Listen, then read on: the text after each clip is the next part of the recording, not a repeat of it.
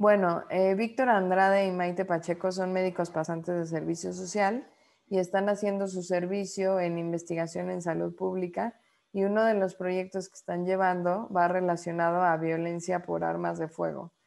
Y pues el día de hoy nos van a hablar, trabajan con un doctor de alto prestigio, ahorita les van a platicar de él. Y pues muchas gracias por estar aquí, Víctor y Maite, en este otro grupo. Y pues bienvenidos a que nos platiquen de este súper interesante proyecto.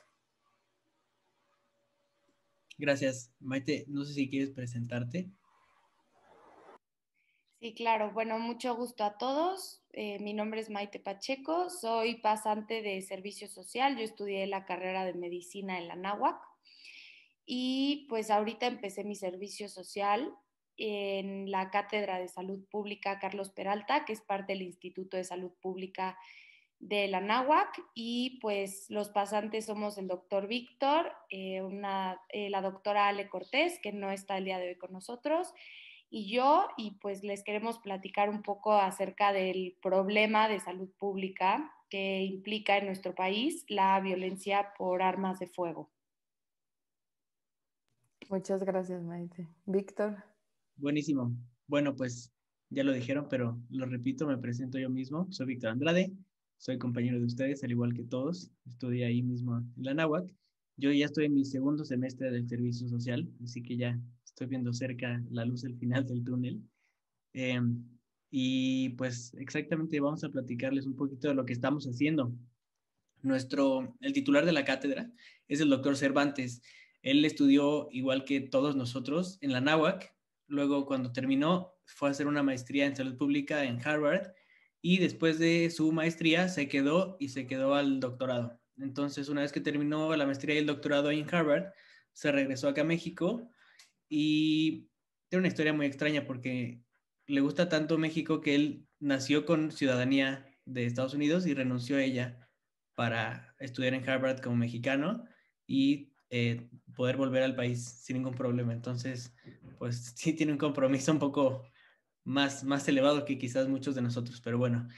Cuando regresó a México, siempre ha estado trabajando con la Organización Mundial de la Salud desde aquí de México, y también con la Secretaría de Salud. Él estuvo trabajando durante la presidencia de Felipe Calderón en la Secretaría de Salud, y fue uno de los responsables de la estrategia de prevención de violencia por armas de fuego y salud vial. Entonces, después de que terminó en la Secretaría de Salud, ya se quedó nada más como asesor de gobiernos locales y a veces algunos proyectos federales y con la iniciativa privada. Tenemos muchos proyectos. Colaboramos con Harvard, la Escuela de Medicina. Estamos haciendo revisiones sistemáticas y publicando. También colaboramos con la Escuela de Salud Pública de Harvard con otro proyecto.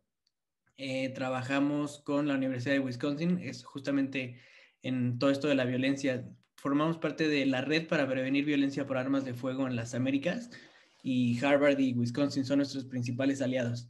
Entonces, eso es a nivel internacional. Y luego ya acá en México tenemos proyectos, vamos a llamarles un poco más pequeños, de consultorías en temas de salud pública en general. Con Bonafont tenemos un análisis geoespacial de cómo extraer agua sin secar los manantiales y manteniendo el negocio, y mejorar la accesibilidad de agua potable a comunidades de difícil acceso. Después, con el gobierno de la Ciudad de México, tenemos el proyecto de rediseñar cruces viales y optimizar el tráfico para que sea más seguro para los peatones, y una reorganización estratégica de paradas de transporte público, también para evitar los accidentes de que cuando se están subiendo al camión o bajándose del micro, pues los atropellan. Y también con Itálica tenemos un proyecto de inteligencia, ¿cómo se llama? Inteligencia vehicular al volante para motociclistas. Entonces, como es una cosa totalmente diferente a los coches, también tenemos un proyecto específico para ellos. Entonces, como pueden ver, estamos en muchas cosas y es una cátedra de investigación muy ambiciosa, y en donde tenemos, incluso colaboran con nosotros, pues, becarios que son también de licenciatura, pero no solo de medicina, sino de otras carreras. Tenemos becarios de estadística, de inteligencia estratégica, de seguridad. Entonces, ya al final de la plática podemos hablar de esto, pero la invitación está abierta para ustedes desde ahorita en Básicas. Voy a compartir un breve video, para que el doctor Cervantes les dé una introducción. Me disculpo porque es en inglés, espero que no haya ningún problema, y si lo hubiera, con gusto puedo resolver sus dudas. Gracias, Víctor. Ya te hice... Buenísimo. Thank you. It's a pleasure, as I was saying. And we put this title in the talk to share with the group our work here at the Institute of Public Health, Anáhuac University in Mexico. We have a small center. We think that science helps us prevent all sorts of violence. And just to give you some context, I'm in Mexico City right now, and a 40-minute drive from home is Teotihuacan, the land where the gods, the city where the gods come to earth, it was called. It's a millenary city that attests to the greatness of the cultures that inhabited the Americas for thousands of years before history, what has happened. And I want to especially honor my father, who is a surgeon. So I grew up son of a very distinguished surgeon. He was at Georgetown University when I was born. I was an American citizen, and he was the first chief resident Mexican in Georgetown in the 60s, where we were all born in Bethesda in Maryland. And I would like to honor him because he's truly been an inspiration and a teacher. And thank Anáhuac University for all the support. For over 20 years I've been working. Our motto is defeat with good, bad, or vincim bonum malum in Latin. So that's where we come together with Harvard in the value system. And specifically, I want to thank the Faculty of Health Sciences and all the students that make part of our working group that make what I'm going to present possible. So it's a large group of students. Every year we have new interns. Today, Victor, Alejandra, Maite, and Isaac are present here at the talk today, and they all collaborate in what I'm going to present today. So my talk will have first some antecedents of the current work, the most current work, and I'm not going to focus on the most current work, but just talk to you about road safety, and then violence prevention, and close with some of the challenges that we foresee in COVID and in the years ahead. Challenges and opportunities. And I would like to start by quoting, if you walk in the mall at Washington, D.C., outside of the Institute of Medicine, is this statue of Albert Einstein. And engraved in the entrance of the Keck building, if you've been there, it's an amazing building dedicated to science, are inscribed some thoughts from him. And it goes like this: the right to search for truth implies also a duty. One must not conceal what one has found to be true. And I find that quote to be compelling and a mandate for us public health practitioners and medical doctors to the ethics that the times require. So just a few thank yous. Tato Uribe, we've been working for him for many years. He was one of our students, and we've been analyzing the trends in cesarean sections and human rights related to surgical issues, such as this one.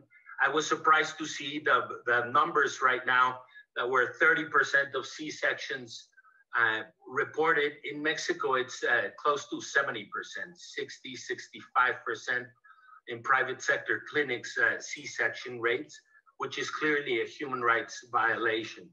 Most recently with Zachary, great work, Zachary, and all the team that got this published in PLOS ONE.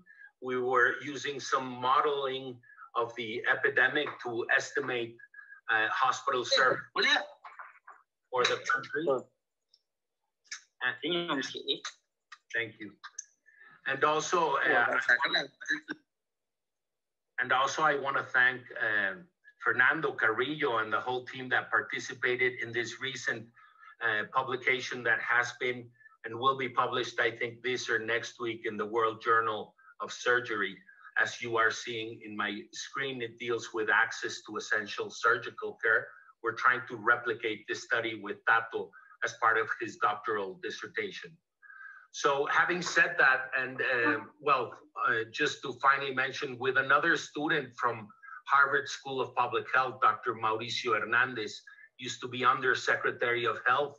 We're also been doing some work recently on corruption and the cost of corruption in the health sector and what has to do with all the inefficiencies in private and public hospitals or private-public partnership hospitals, and how a lot of money, up to 20% of all the resources, the financial resources, are misspent or wasted.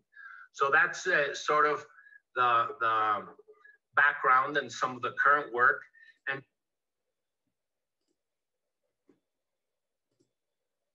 ok, pues ya el doctor Cervantes dio una muy buena introducción de lo que hacemos en la cátedra. Como pueden ver, quiero que durante toda la plática tengan en mente que la salud pública les abre un camino muy grande que es muy fácil perseguir. Todos los doctores que comentó el doctor en los diferentes artículos que presentó en las pantallas, todos estaban igual que ustedes y que yo. Todos estudiaron en la Anáhuac y el día de hoy, pues ya lo dijo el doctor, uno está haciendo su maestría en salud. Bueno, ya la terminó. Otra de nuestras compañeras que estaba arriba de nosotros, ahorita justamente empezó su maestría en Harvard. Tato, que es otro doctor que estuvo igual que ustedes y que nosotros, ahorita es adscrito en el Hospital de la Mujer en Boston, que es el hospital de Harvard. Entonces, a lo que voy es que es muy importante esto que están haciendo ahora que están al principio de su carrera, que le den la importancia a la salud pública y se den cuenta que en realidad es una ciencia muy grande que tiene mucho que ofrecerles.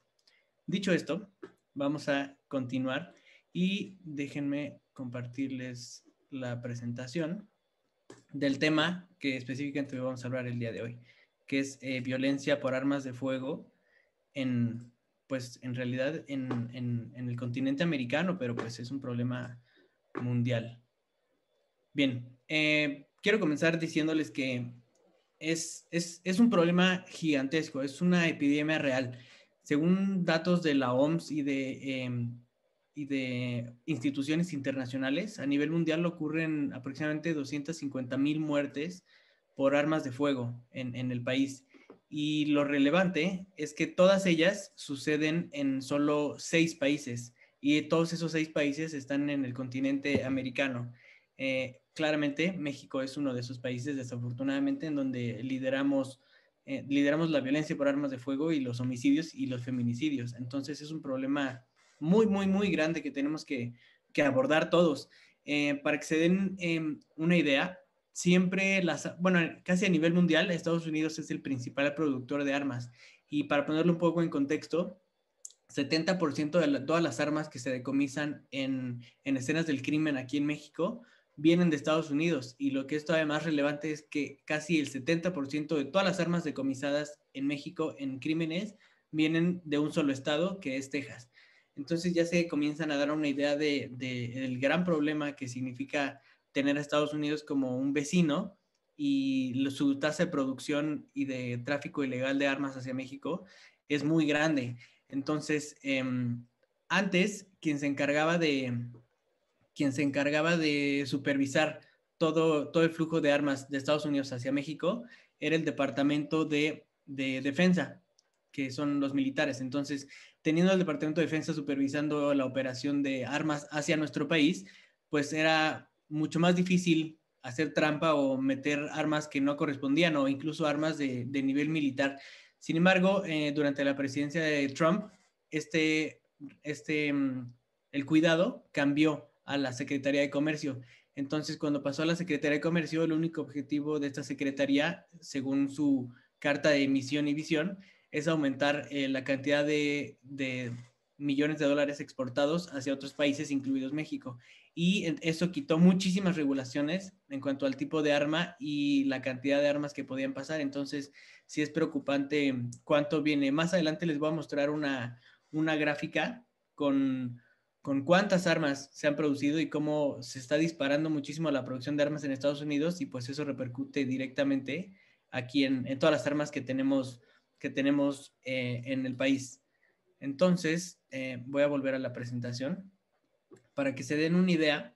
El flujo de armas ilegales generalmente se registra como de dónde se produjo el arma en cuestión. Como pueden ver aquí, 70% vino de Estados Unidos y 30% de Europa. Sin embargo, es importante considerar que aunque dice que es 70%, las armas se producen en Europa, pero Estados Unidos las importa para después ellos revenderla. Entonces, prácticamente el 100% de las armas que tenemos aquí en México viene a Estados Unidos, ya sea por producción de ellos o porque las importan. O sea, realmente 30%, imagínense, es una cifra altísima. Luego, en esta otra, siempre hay que tener en contexto pues la geografía de nuestro país, ¿no? Saber que la frontera norte está con California, Texas, Arizona y Nuevo México. Ya ven que les comenté que casi todas las armas que se decomisan en crímenes aquí en México, pues más del 70% vienen de Texas. O sea, es un estado tan grande a nivel geográfico, pero también a nivel de producción de armas de fuego. Miren, fíjense aquí como lo azul es el total de armas importadas. Más o menos se ha mantenido estable y subió un poco, sí, pero fíjense cómo la fabricación de armas prácticamente se duplicó. O sea, en tiempos recientes, del 97 estaba por acá, y vean en el 2018, pues si lo comparamos en los extremos, prácticamente es el triple. Vean cómo durante el 2016 estaba quizá 4 veces en comparación al 97. Entonces, sí es algo muy, muy preocupante que realmente Estados Unidos no le da la importancia que tiene que ser, porque sigue siendo un gran negocio para nuestro vecino del norte. Y ahora fíjense cómo justo toda esta producción de armas en Estados Unidos y el tráfico repercute en nuestro país. Fíjense cómo del 2000 al 2019, que pues teniendo una vista un poco más grande, es un tiempo muy corto, en solo 19 años. Vean cómo la violencia incluso en homicidios cometidos con armas de fuego en Tamaulipas aumentó 318%. O sea, realmente sí es algo que nos tiene que preocupar y que tiene que llamar la atención, porque imagínense cuántas muertes se están dando ahí y cuántas de ellas son prevenibles con ciertas regulaciones legales y fronterizas. Sinaloa aumentó 67, casi 70% en solo 20 años, y en Michoacán, pues que también era un narcoestado, bueno, es un narcoestado, casi 36%. Ustedes ya pueden ver el mapa, es una cantidad muy alta. Y justamente todas estas infografías que les estoy compartiendo, las trabajamos en colaboración con la Secretaría de Relaciones Exteriores en Estados Unidos, específicamente en la oficina de Wisconsin, que ya ven que les platiqué que ahí colaborábamos. Justo ellos, con información tanto mexicana como de Estados Unidos, hacen un reporte con cifras oficiales, y gracias a esos reportes y la cooperación binacional es que tenemos estos detalles, a pesar de que ahorita la relación entre México y Estados Unidos no esté en sus mejores términos. Por ejemplo, en general, desde antes hay una iniciativa Mérida que se dedica a invertir tecnología e infraestructura para vigilar el movimiento de armas y personas en la frontera, ya sea legal o ilegal, y es una cooperación entre los dos países. Y desafortunadamente nuestro presidente dijo que no era necesario invertir recursos ni tecnología en cosas futuristas que no sirven, y Estados Unidos claramente pues no le pareció y metió una queja, porque aparte de que es responsabilidad de los dos países y ese dinero se usa por parte de los dos países para financiar el proyecto, pues simplemente está por contrato. Entonces no puede simplemente salirse y decir que ya no quiere gastar dinero en la frontera, cuando pues aquí estamos viendo que es un problema que impacta directamente a los mexicanos, más a los mexicanos que a los estadounidenses, porque Estados Unidos gana mucho en términos económicos y de negocio, pero el precio lo paga México con vidas mexicanas y latinoamericanas de gente que vive en nuestro país. Justo en Estados Unidos tenemos un problema, lo platicábamos con sus compañeros de la sesión pasada. Es un problema porque cada estado, en términos generales, es responsable de hacer el chequeo de antecedentes de quien compra armas, y la regulación para la compra y venta de armas siempre depende del estado, a pesar de que el flujo de exportación sea con con leyes a nivel federal. Entonces eso crea un hueco legal en donde los estados, independientemente aunque quieran hacer algo, no pueden hacer algo porque la ley a nivel federal se los impide, y los estados que quieren ser un poco más laxos en cuanto a su venta de armas, pues se protegen justo con que las leyes a nivel federal se los permiten. Aquí pueden ver cómo justo estos estados que hay que tener en mente, que son Texas, Nuevo México, Arizona y California, son justo los responsables de cómo fluye. Y entonces, por ejemplo, California, hablando específicamente de venta, California es el estado que tiene las leyes más rígidas para venta de armas al público, y Nuevo México, Arizona y Texas son un poco más laxos, claramente siendo Texas en donde más fácil pues resulta comprar armas. Incluso ni siquiera tienes que ser ciudadano norteamericano muchas veces. Y para las personas justo que no tienen la nacionalidad o se encuentran con este candado, o que tienen antecedentes ya de crímenes de cualquier tipo o específicamente por armas de fuego, lo que hacen es que hay gente que se dedica, o sea, que literal su sustento de vida y su negocio es comprar armas y revenderlas a personas que no pueden hacerlo. Entonces, las compran y se las revenden entre 50 y 100% más cara de lo que los compran. Y generalmente quienes los compran, pues son con dinero del narco. Entonces, realmente comprar las armas resulta muy barato en términos del dinero que tiene las organizaciones criminales, y ya de ahí es muchísimo más fácil traerlas a México. Igual, ahorita les voy a mostrar un mapa de más o menos cómo se mueve la ruta.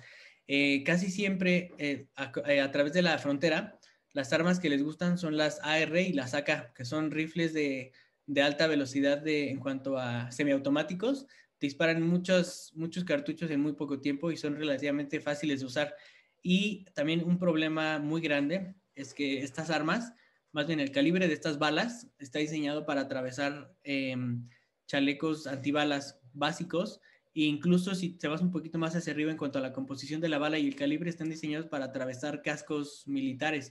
Justamente es un problema muy grande como las armas de uso militar también han permeado a nuestro país y afectan cañón, o sea, porque imagínense que un policía de la cuadra súper pobre en Chihuahua o no sé, trae su super chafa chaleco antibalas, y llega el narco con un calibre grandísimo y un arma que explota incluso. Entonces pues no sirve de nada. Realmente la capacidad de defensa que tienen aquí en nuestro país las fuerzas policiales son nada comparación. Les ponía el ejemplo a sus compañeros del ataque que tuvo Harfush el año pasado sobre Reforma. Imagínense el nivel de blindaje que tiene eso, es prácticamente un tanque, y está vivo pues por pura suerte, porque todas las armas que se usaron, incluso 2 de las armas que dispararon en contra de su camioneta, están diseñadas para atravesar helicópteros. Entonces ya se pueden dar una idea del nivel de blindaje, por un lado el nivel de blindaje que tienen los equipos y los coches de las personas que están en riesgo, y por otro lado la capacidad de compra. O sea, cómo traficas de forma ilegal a través de la frontera armas, bueno, no armas, sino montañas, y que son prácticamente gigantescos cañones para atravesar helicópteros.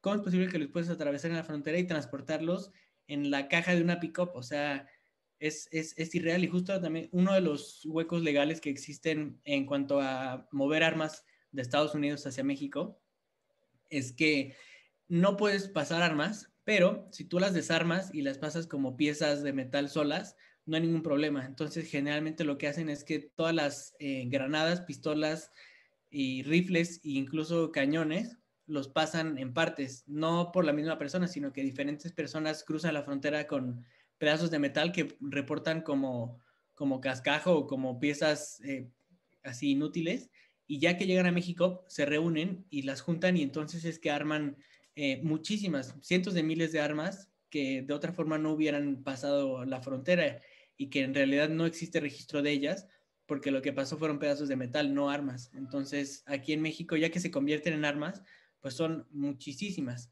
Justamente aquí podemos ver cómo influye directamente una política legal en los estados, lo que les comentaba. Vean como California, que les decía que es el estado que tiene leyes más estrictas para comprar armas, su tasa de muertes por armas de fuego, vean, aquí está en rojo, es muy baja en comparación con los otros 3 estados fronterizos que son más laxos en sus leyes para vender armas.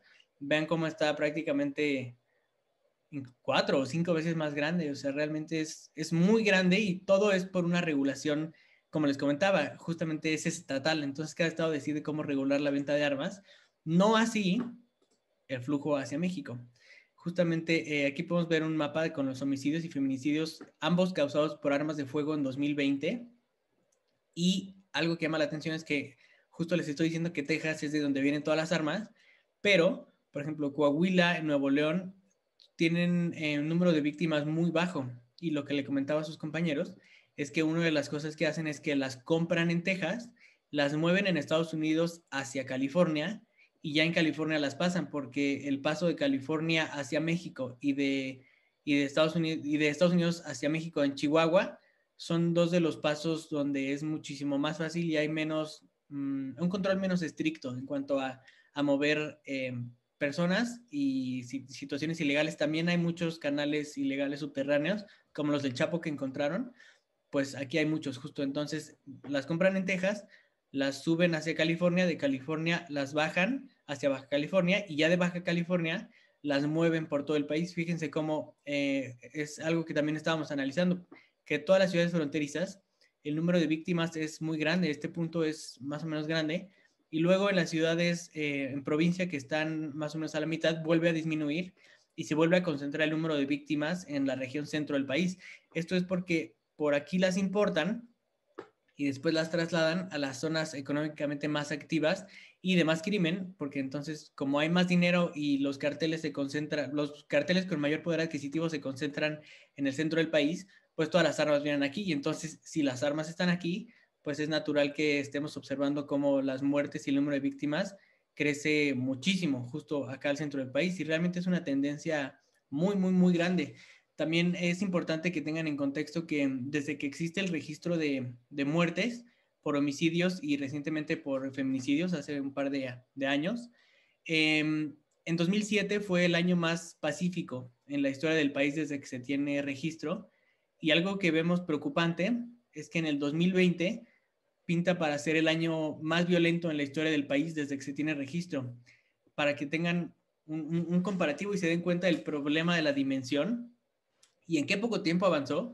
En la cifra que teníamos en el 2007 aumentó casi 6 veces, 5.5 veces en el 2020. Entonces, imagínense en un periodo tan corto, o sea, el múltiplo de veces que aumentó los homicidios por armas de fuego en nuestro país. Y realmente es cuando tenemos que darnos cuenta que es un problema de salud pública, es una epidemia realmente en donde pues tenemos que más o menos un poco pensar en vector, huésped y agente, pues arma, bala y persona muerta, ¿no? Realmente, y el ambiente que lo permite o la zona endémica, pues sería nuestro país, generalmente la región fronteriza, porque de ahí es de donde viene pues el vector y nos afecta en todo el país, especialmente a nivel centro.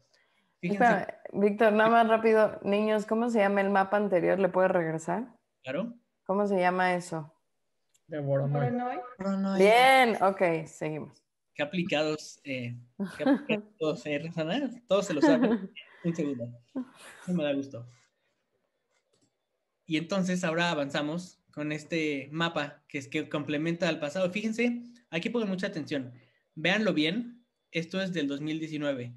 Vean los estados que les comenté que eran un poco más violentos, que son Chihuahua y Baja California, que por aquí pasan armas principalmente. Entonces, fíjense cómo estos dos están más rojos y luego vemos un poco de amarillo-naranja y otra vez al centro del país volvemos a ver el color, ¿ok? Tomen en cuenta, véanlo bien, esto es 2019.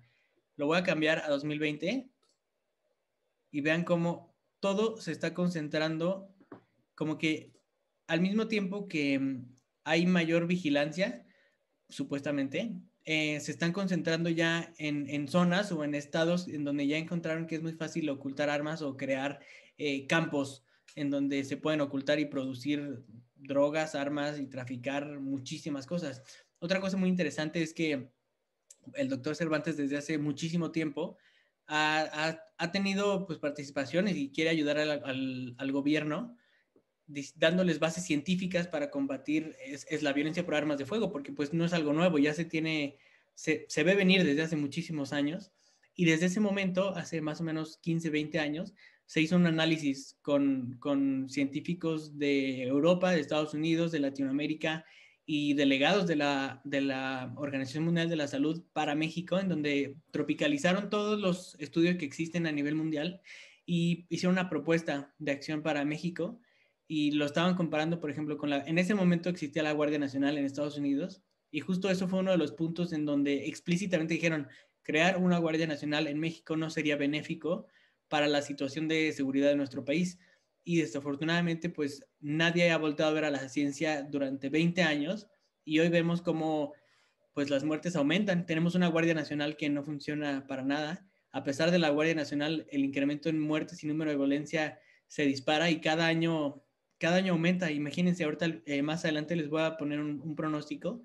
Tenemos que 2020 ha sido el año más violento del que tenemos en la historia de México desde que existe registro y van a ver cómo probablemente se duplique el número de homicidios y de muertes por violencia de armas de fuego si la situación continúa como vamos. Les comentaba que la Universidad de Anáhuac, el Instituto de Salud Pública, es parte de la red para prevenir la violencia armada de fuego en las Américas. Entonces, esta colaboración que tenemos es muy importante porque otra vez se está reactivando esta iniciativa de ciencia previene violencia, en donde con diferentes expertos a nivel internacional se toman iniciativas científicas que han probado ser efectivas en la disminución de la violencia. Un ejemplo es que directamente nos asesoró el que era el gobernador, bueno, no sé cómo le llaman ahí, el alcalde, bueno, no importa, el líder de Cali, Colombia, el doctor Rodrigo.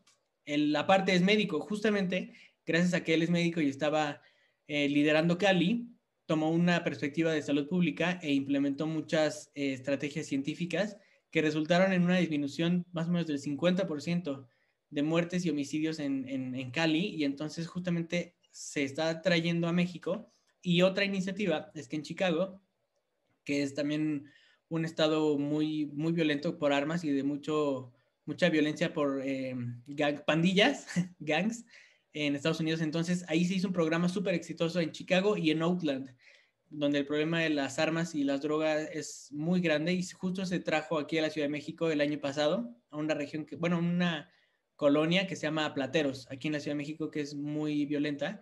Entonces, lleva un año el programa y parece que está dando excelentes resultados y justo la intención es estar dándose cuenta de todo lo que funciona a nivel mundial y traerlo a México, obviamente tropicalizarlo y ajustarlo a nuestras necesidades y a la realidad del país para funcionar, pero pues es tranquilizante ver que al menos algunos estados, usando su independencia, están tomando decisiones para actuar en contra de las muertes que se pueden prevenir y afortunadamente están viendo resultados. Esperemos que ahora en las elecciones y el cambio de gobierno de varios estados, pues tengan una visión mucho más amplia para aceptar recomendaciones que pueden funcionar para sus ciudadanos en cada estado, ¿no? Aquí podemos ver lo que les comentaba antes, cómo Estados Unidos las fabrica y luego las exporta y justo aquí en México se usan para matar y repercute directamente en el número de homicidios, pero también está algo, lo que les comentaba, que tienen un exceso de armas. Fíjense, vamos a verlos juntos. En el 90 tenían casi 4 millones de armas hechas en Estados Unidos y de esos 4 millones solamente exportan legalmente 360,000 armas. Y aquí tenemos más o menos 14,500 homicidios en México en el 90. Ahora, tomen eso como referencia y vámonos al 2013, que realmente también es muy poco tiempo. Estamos hablando de que son 23 años. Vean cómo de 4 millones nos subimos casi a 11 millones de producción. O sea, la tasa de producción, vean cómo ha aumentado. 3, 3, 4, 5, 6, 8. Pareciera que conforme cada año el múltiplo se vuelve exponencial. Entonces estamos viendo 3, 4, 5, 6, 8, 10. Entonces estamos esperando que tal vez crezca hacia 12 o hacia 15 millones de armas manufacturadas. Sin embargo, tomen en cuenta eso y ahora vean cuántas exportan legalmente. Realmente la fluctuación no ha sido mucha, o sea, aquí bajó casi 100,000, pero otra vez estamos prácticamente iguales que en el 90. Esto nos habla, vean todo el excedente de armas que existe en el país y todo ese excedente de armas pues es negocio que la industria de las armas está perdiendo. Todo ese ingreso de utilidades, créanme que no lo están perdiendo y si aumenta la producción no es en vano, es porque existe la demanda, pero toda la demanda que hay por estas armas no es legal. aunque ellos digan que la exportación se mantuvo fija, es justo lo que les comentaba, que cada estado decide cómo vende armas y es facilísimo comprar armas. O sea, vamos aquí bueno, no aquí, sino en Estados Unidos, vamos a Walmart y te compras jamón, los pañales del bebé y un rifle. O sea, es facilísimo. Realmente es preocupantemente fácil comprar armas en Estados Unidos. Y aunque la exportación ha bajado, la venta se disparó. Y justamente nada más la compran, la revenden, la desarman y la traen a nuestro país. Aquí pueden ver cómo también ha aumentado, no tan exponencial como la producción de armas en Estados Unidos, pero vean cómo ha aumentado. Ya ven que les comenté que el 2007 había sido el año más pacífico en cuanto a violencia por armas de fuego. Pues en 2020, la cifra estimada que se tiene de homicidios es de 53,000. Imagínense, aquí la cifra en el 2013 era 23 y ahora 7 años después, en el 2020, el año pasado, son 53,000. O sea, son 30,000 muertes más. Ahora sí ya estamos viendo el efecto exponencial que veíamos de este lado de la producción. Pues ahora estamos viendo el efecto de cómo se produjeron, esperan a que se baje un poquito la situación, las compran, las desgastan, por así decirlo, y en un lapso de 5 años que se vuelven inútiles para ellos las armas porque la producción sigue y tienen armas mucho más nuevas y mucho más capaces, justo tenemos ese rezago de que las armas viejas, que son muy potentes para ellos, las desarman y se trafican de forma ilegal en nuestro país, y ahora sí estamos teniendo ya ese aumento exponencial en homicidios que veíamos en la manufactura. Es una locura y realmente está ahí. Lo preocupante es que la evidencia y los números están ahí y los gobiernos, específicamente el gobierno mexicano, no hace nada. No hace nada y pareciera que no le interesa. Les comentaba que justo en la oficina de Secretaría de Relaciones Exteriores, que está a cargo de Marcelo Ebrard, el jefe de oficina se llama Fabián Medina. Él era uno de nuestros colaboradores principales porque tiene una pasión realmente por entender este problema y pareciera que es el único a nivel gobierno que se da cuenta de cómo políticas mexicanas podrían complementar con las políticas estadounidenses, y no solo complementar, sino contrarrestar políticas estadounidenses que son dañinas para nuestro país y que nuestra contrapropuesta podría ser resolutiva para disminuir la violencia. Sin embargo, pues después de 2 años de esta nueva administración, él ya también se cansó y se dio cuenta que realmente hay oídos sordos a todas las peticiones que él tiene y todas sus iniciativas, y es por eso que hace un par de meses dejó la oficina de Marcelo Ebrard e incluso hizo pública su carta de renuncia porque dijo que ante la situación de la Cancillería y no tener apoyo de los niveles más altos de administración, pues él ya no tiene nada más que aportar.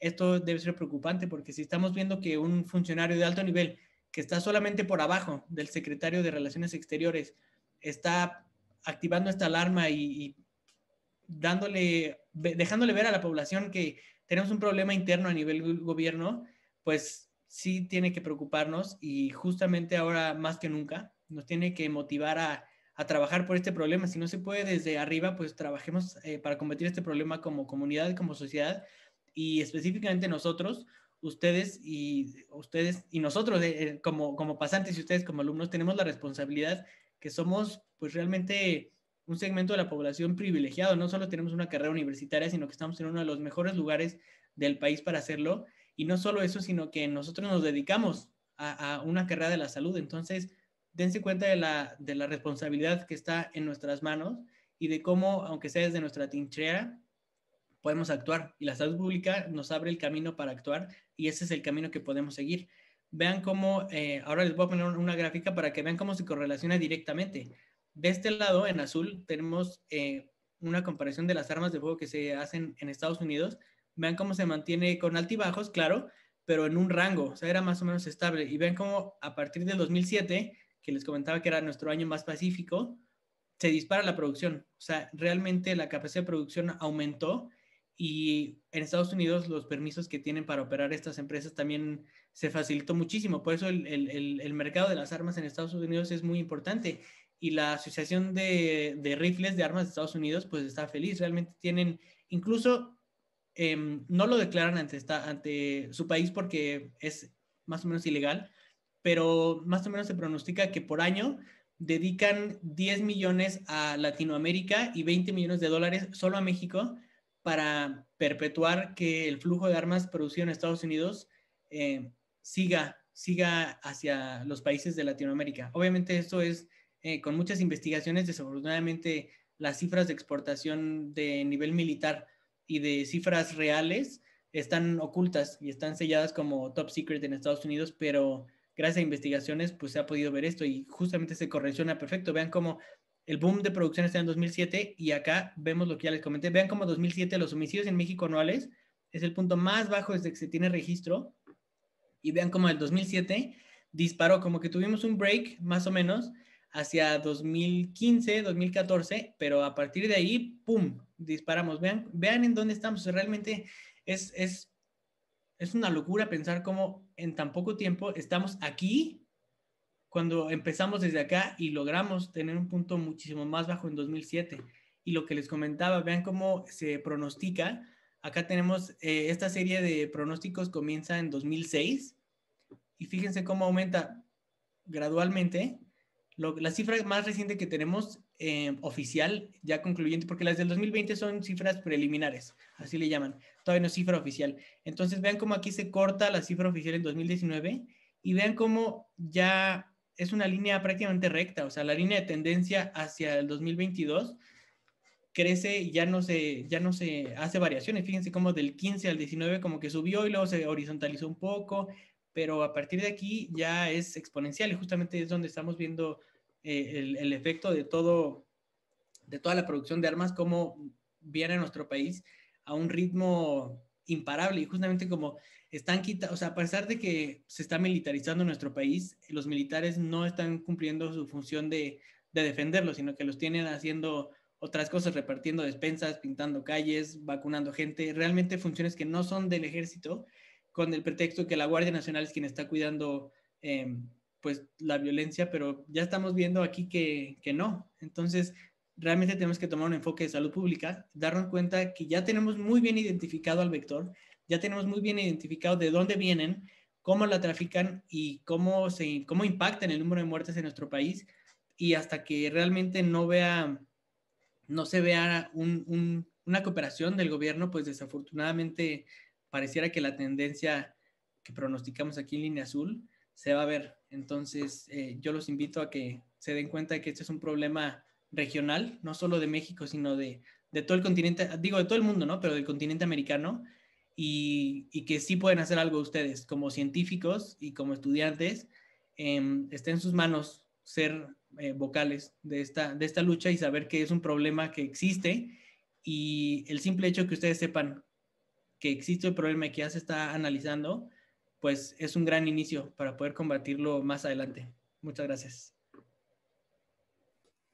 Muchísimas gracias, Víctor. La verdad está súper interesante. Definitivamente es un gran problema y pues está súper fuerte. O sea, ¿podrías nada más platicarnos algo que dijiste en el otro grupo que a mí se me hizo como de en la pandemia el aumento de la violencia? Ese dato está... Claro, sí. Justo comentamos que el aumento, o sea, a nivel general, la violencia de todo tipo durante la pandemia aumentó, pero especialmente creció a un ritmo súper acelerado la violencia por armas de fuego en mujeres y niños. O sea, los feminicidios y la violencia contra menores de edad creció por armas de fuego, creció exponencialmente. O sea, realmente lo que comentábamos era que antes, justo las mujeres, que muchas veces son las mujeres con sus propios hijos, tenían en el horario en el que el esposo o la pareja o el marido, lo que sea, se salía de la casa o ellos mismos iban a la escuela o a trabajar, tenían ese lapso de tiempo para buscar ayuda o salir de su círculo de violencia.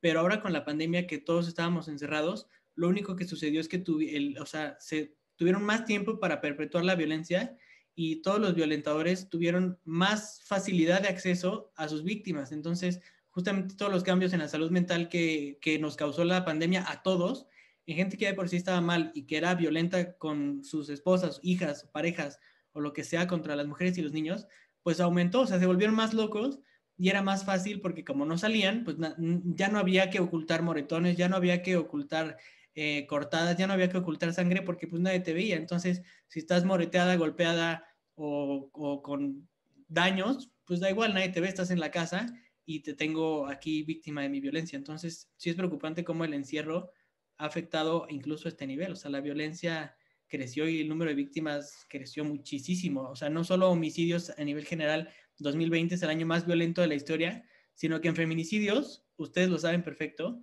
es el año donde más víctimas de feminicidios hay en el país. O sea, realmente es preocupante y va a aumentar este problema. Entonces tenemos que actuar si no queremos seguir viendo encabezados de que nuevo récord, año más violento, nuevo récord, más violento que el pasado, nuevo récord, más violento que el pasado. Y entonces esto es un problema muy grande. No, sí, o sea, definitivo. De hecho, hasta yo vi una campaña en Estados Unidos que había una ceñita con la mano. No sé si lo llegaron a ver, de si estás siendo violenta en tu casa, haces una seña que no sé cómo es, para avisar. Si algo es que no me acuerdo de la seña.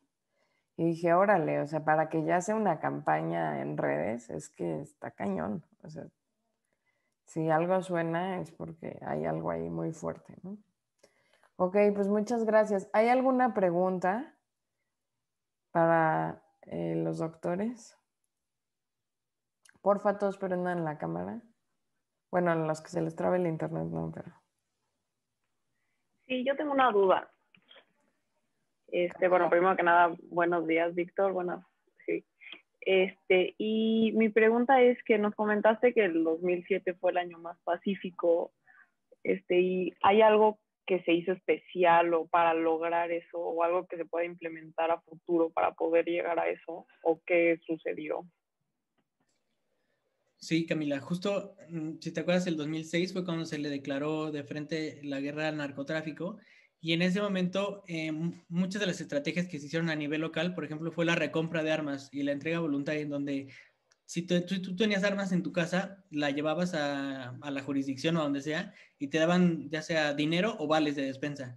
Entonces eso fomentó que muchas de las armas que había en las casas y que muchas veces tienen en las comunidades rurales, que pues saben que hay un arma, entonces entran, se la roban y ya matan, eso aumentó mucho. Y justamente otra estrategia que funcionó específicamente en ese año es que muy al inicio se hizo uso del ejército muy estructurado. Primero se le dio independencia, y aunque el objetivo era guerra contra el narcotráfico, la intención del movimiento era siempre para preservar la seguridad. Entonces, es un ejemplo que durante al menos ese año el ejército se usó como debía ser si se le daba independencia y no siguiendo fines políticos. Más o menos eso es lo que sucedió. Bueno, y de repetir eso, yo estaba, bueno, cuando yo estuve en el internado, en el Central Militar, se odiaba a Felipe Calderón porque estaban muriendo muchos soldados. Entonces, en esta guerra contra el narco. Entonces, aunque sí es una estrategia, sí fue una estrategia que disminuyó la violencia, a nivel ejército era, nos están matando, ¿no? Entonces, pero esto de te catafixio tu arma por una despensa está muy bonito. A mí me gustó. No sabía. Qué padre. Sí, es súper extraño porque mucha gente pues, rural tenía armas viejas y se las cambiaban. Estaba interesante. Está bien, está bien hecho. Bernardo. Yo tengo una duda de cuál es el pronóstico en general de violencia para este año, para 2021. O sea, si se ve muy fuerte, o sea, si se ve a la alza o cómo se ve. Sí, mira, la cifra preliminar que se tiene para muertes en México del 2020, te decía que es de 53,000. Más o menos, si seguimos a este ritmo, y parece que así va a seguir, estamos esperando que para el 2021 nuevamente rompamos el récord como el año más violento y tengamos casi entre 65,000 y 70,000 muertes. O sea, date cuenta que van a ser 10,000 muertes más al año, justo por diferentes situaciones. Una de ellas, lo que comentábamos, el encierro de la pandemia y el acceso que tienen los violentadores a sus víctimas. Sí, muchas gracias. Hay que meditar. Hay que meditar. Stephanie. Yo tengo una duda, bueno, una pregunta acerca de, o sea, el problema con las armas ahorita también es que no hay como regulaciones y todo eso, ¿verdad? Pero los médicos, ¿cómo podemos, o sea, de alguna manera combatir esto? Gracias, Stephanie. Mira, justamente es muy buena tu pregunta porque dices, ok, el problema está ahí, pero pues yo como doctor, pues, ¿qué voy a hacer? O sea, ¿qué voy a hacer yo en la política y cómo me voy a meter yo en la tasa de producción y de importación del país? Pues es más o menos justo algo que podemos tomar, es lo que les comentaba al principio. Tenemos que tomar el camino a la salud pública y hablar del problema y reconocerlo como una epidemia es el primer paso. Entonces, puedes tomar campañas científicas en salud pública y, no sé, quizá publicar al respecto. Les hago una invitación a todos, aunque están muy al principio de su carrera, es un buen momento para participar, ya sea con nosotros o con otros centros de investigación. Sin ningún problema, nosotros los invitamos y son bienvenidos a trabajar con nosotros desde básicas, y quizás más adelante, si a alguno de ustedes les gusta lo que hacemos en nuestra cátedra, quizás pueden estar haciendo precedente para trabajar en esta cátedra en su servicio social como investigadores. Entonces, ahorita les voy a escribir en el chat mi correo y sin ningún problema me pueden escribir y definitivamente los podemos involucrar en alguno de los proyectos. Ok, ya lo escribí. Ah, no, está mal.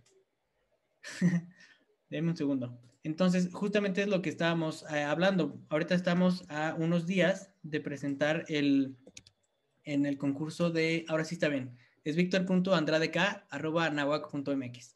Estamos a unos días de presentar carteles en el concurso de carteles científicos de la Nahuac y tenemos a varios contribuyentes que son de la licenciatura, o sea, que todavía ni siquiera son pasantes y ya su nombre está en los pósters. Entonces, tenemos de otras carreras, no solo de medicina, y uno de sus compañeros, que también desde básicas o clínicas, no me acuerdo, se interesó en la cátedra, ha participado desde entonces. Tampoco crean que si me escriben o que si quieren unir con nosotros, los vamos a llenar de trabajo, ¿eh? O sea, realmente son proyectos pequeñitos, entendemos que ahorita su prioridad es estudiar y salir bien, y que esto no debe ser una carga, entonces los podemos invitar a colaborar con cosas muy chiquitas, muy puntuales, pero para que ustedes también comiencen a tener historial y comiencen a aprender sobre la metodología y cómo se ven las cosas desde el foco de la salud pública ya aplicada, o sea, porque no solo es la teoría, sino ya es aplicarlo a nivel macro. Entonces, uno de los compañeros que empezó como ustedes, con proyectitos chiquitos y colaboraciones mini, pues ya el próximo semestre, creo, ya entra como, o sea, prácticamente ya tiene apalabrada su plaza de investigación ahí. Y el camino que yo entiendo que muchas veces es muy difícil aplicar en el servicio social hacia el camino directo de la investigación, pero un hack que les comentaba también a sus otros compañeros es que Maite, Ali y yo estamos, o sea, el nombre en el papel de esto es una plaza universitaria, pero adentro de las plazas universitarias hay plazas como la nuestra, que son puramente de investigación. Entonces, aunque en el papel entras a través de una plaza universitaria, que es mucho más fácil que entrar directamente a investigación, porque esa la supervisa la Secretaría de Salud y es muchísimos trámites, y ahorita en pandemia fue lo peor del mundo, pues también tienen la posibilidad de, a través de una universitaria, llegar a la investigación. Entonces, ese es el papel que puedes tomar a futuro para actuar sobre este problema. También algo que quisiera agregar a lo que dijo el doctor es, imagínense que ustedes no se dedican a la investigación, a la salud pública, se vuelven médicos clínicos 100%, pues hablando con sus pacientes. O sea, simplemente si son pediatras y ves que el niño llega forrado de pistolas jugando a que mata, niños sanos para tener adultos sanos. Es mejor tratar a un niño que meter a un adulto a un psiquiátrico, ¿no? Entonces, si ven a una niña, que ustedes son nutriólogas, si ven a una niña que además de que llega a la nutrióloga trae cortaditas en los brazos, que eso es muy común. Yo lo vi muchísimo en el internado, pues pregunten, aconsejen, ¿no te gustaría ir a terapia? ¿No te gustaría? Pero viene a hacerse una dieta, bueno, pero le están viendo cortadas en los brazos, ¿no? Entonces, no porque ustedes sean de una, no, pues lo mío es del, pues no sé, la endocrinología, yo le voy a tratar, no, bueno, pero si puedes ayudar, en una de esas salvas su vida o la vida de alguien más. Muy bien, Eli. Yo tengo una pregunta. Con todo esto de la pandemia, o sea, que no sabemos cuándo va a terminar como el encierro, ¿cómo qué estrategias se tienen para, o sea, contrarrestar todo esto de la violencia que se está generando? Justamente eso es un problema muy grande ahorita, porque la respuesta corta es no hay. O sea, no hay una estrategia.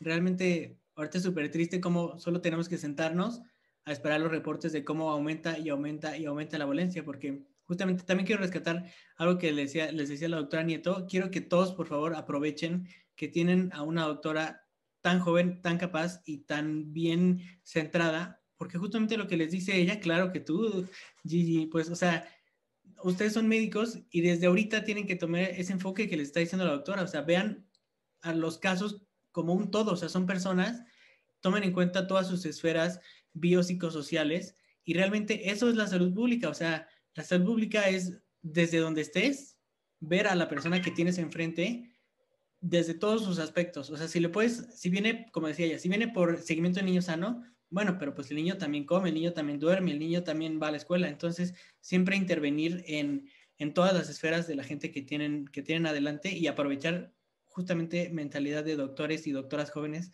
como la doctora Nieto, porque hay muchas prácticas pues en personas mayores que no son muy recomendable adoptar. Entonces, siempre que tengan un médico joven frente a ustedes que sea exitoso, aprovechen y escúchenlo muy bien. Pero sí, desafortunadamente no hay estrategia. Solo tenemos que sentarnos por ahora a ver cómo aumenta el número de casos, porque como saben, incluso muchas consulta externa de seguimiento se canceló porque muchos de los hospitales públicos se volvieron centros COVID, entonces ya no hay seguimiento a consultas normales, por así decirlo. Entonces, pues está pasando muchas cosas en las casas de las personas que no vamos a saber hasta que quién sabe cuándo se vuelva a abrir el sistema de salud como funcionaba antes y ahí vamos a comenzar a reportar todo lo que estamos pagando ahorita en la pandemia. Muchas gracias por el piropo, Víctor, y muchas gracias por la información. ¿Alguien más? ¿Alguna otra duda, comentario, algo que quieran compartir?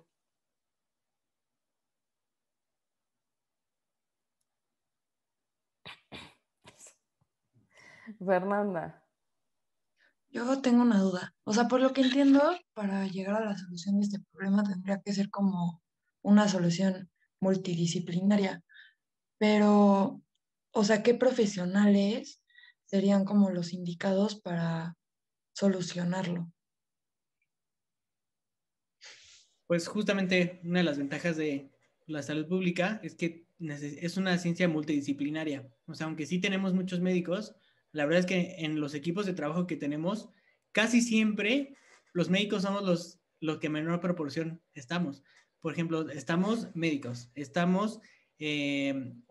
llama análisis geoespacial, que es un nombre muy fresa para ver mapas como el mapa que les enseñé, el de las bolitas y el mapa de calor. O sea, realmente, aunque nosotros como médicos tenemos todo ese background teórico, pues ellos son quienes saben cómo expresarlo. Y justamente nosotros tenemos siempre esa duda de que yo como médico, ¿cómo lo hago? Bueno, pues también apoyarse de otras ciencias. También tenemos actuarios. Por ejemplo, el pronóstico que les mostré, la gráfica, la hizo uno de sus compañeros que es actuario, que también va apenas en la licenciatura.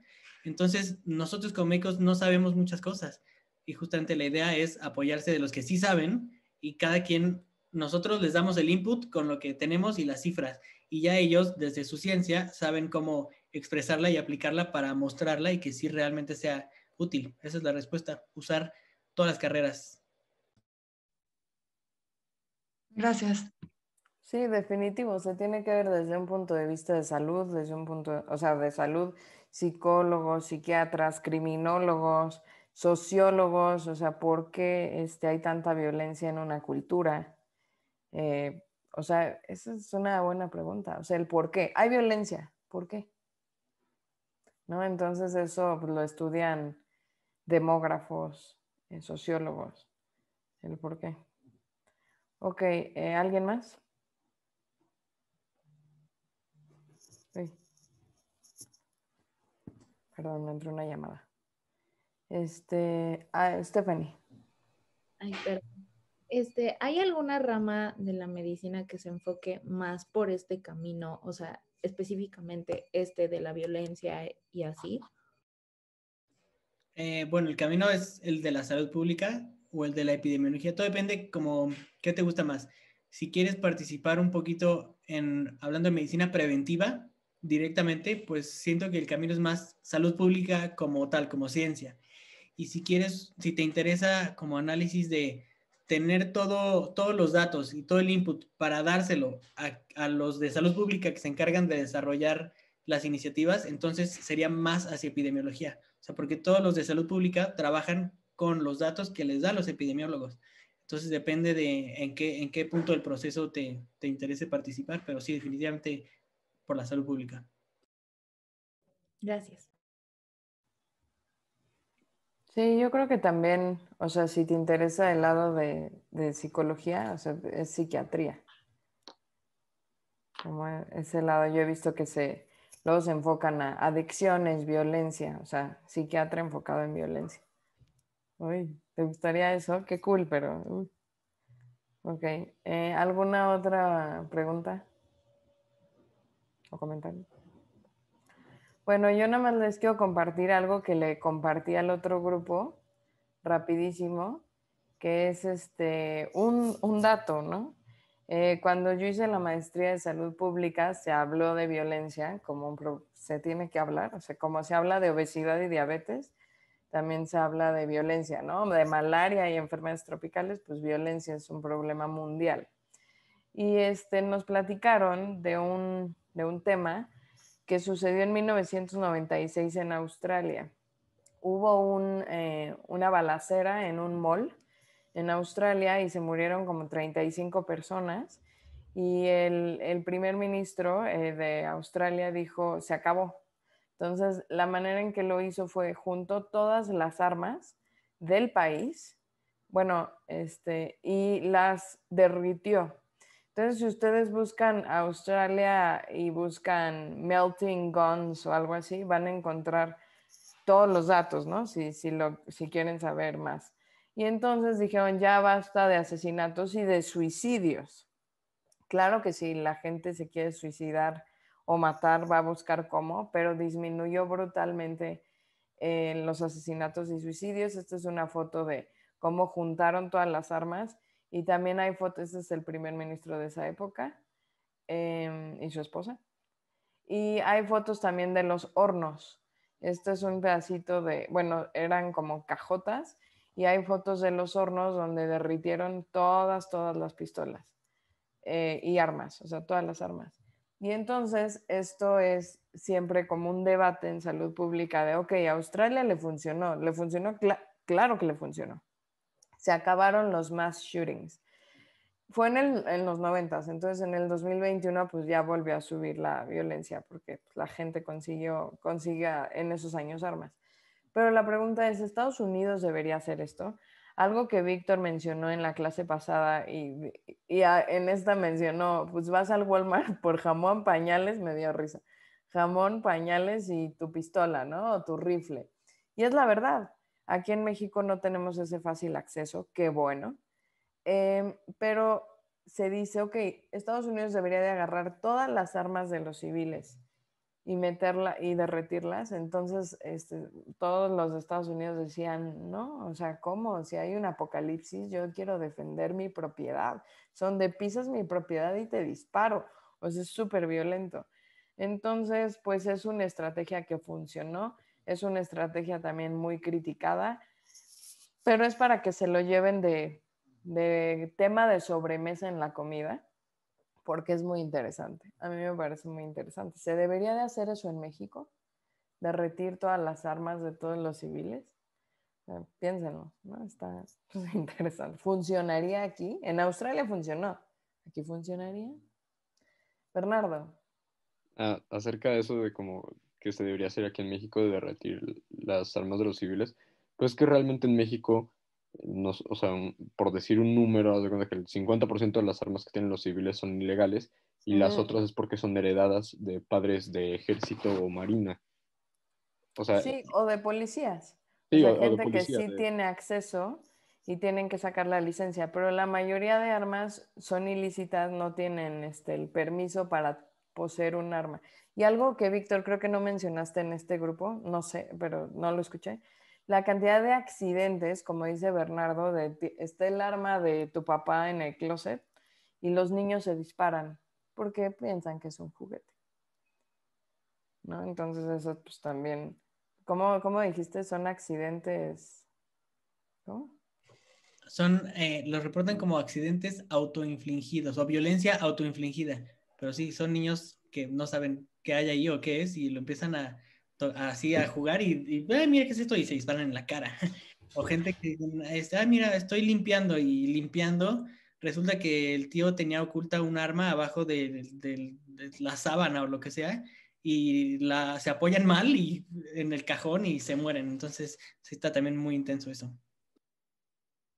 Sí, pero gracias, Bernardo. Es verdad, o sea, pero son muchísimas las armas, pero esto de te cambio tu arma por una despensa, pues funciona en nuestro país en algún momento. Sí, pero sí, sería difícil que funcionara el derretir las armas de los civiles porque pues como la mayoría son ilícitas, no Sí, las o sea, es cómo las obtienes, ¿no? Ajá, no las entregarían, exacto. Entonces, yo sí digo, o sea, bueno, pienso que no funcionaría en México esa estrategia. Ok, no, pues claro, puede ser. Al final funcionó allá, pero es verdad, o sea, de puras escopetas ahí. Ok, pues algún otro comentario, duda o algo que quieran decir para los doctores Maite y Víctor. Ok, pues muchísimas gracias Maite y Víctor por haber estado aquí, gracias por compartirnos pues, sus conocimientos y también Víctor por compartirnos la experiencia. En el otro grupo Maite platicó un poquito del servicio social y de sus planes de que quizá haga un posgrado, ¿no? En salud pública. Y pues eso está padre que lo escuchen de ustedes, que van saliendo o ya están en la recta final, como es la luz al final del túnel.